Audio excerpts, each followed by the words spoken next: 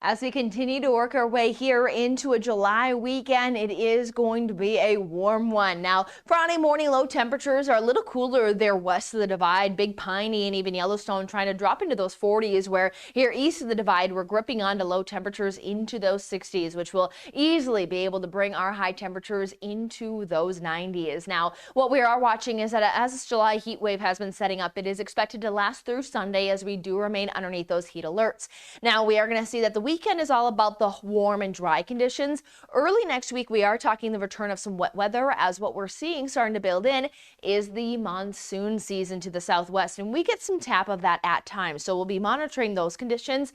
Though before we get to that wet weather, we are noting that there is an increase in the fire concerns as we keep that warm forecast. We have the dry air and dry soil conditions with a slight increase into some wind potential. Now, the drought monitor was updated here for Thursday, and what we're seeing is that much of our region here, from the local Casper area through that Nebraska and South Dakota border, there was an upgrade to not only moderate drought for much of the region, but also some slivers of that severe drought. So we're noting that drought conditions are growing rapidly here across the state. So we need some wet weather, but we don't have much of that for the weekend. And over the weekend, we are noting that there is some potential of some of those stronger wind gusts. And it just takes a little wind gust, especially some of those erratic wind gusts, to carry a flame very quickly in those dry soil conditions, dry air conditions, and the warm temperatures. As quickly by even the lunch hour, we watch temperatures head into those 90s, and then we are looking at for our Friday to have the first chance at potentially edging towards that triple-digit threshold.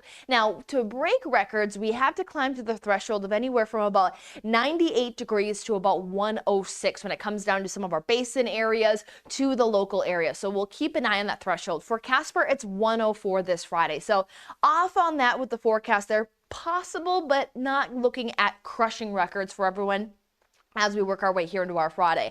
Where we will see the potential for more likelihoods of breaking records will be Saturday and Sunday, but still area-wide heading at least into those 90s. Again, several locations will hit that triple-digit marker, and we see again into our Saturday very similar conditions, very bright skies, high temperatures heading into those 90s, if not hitting that triple-digit marker.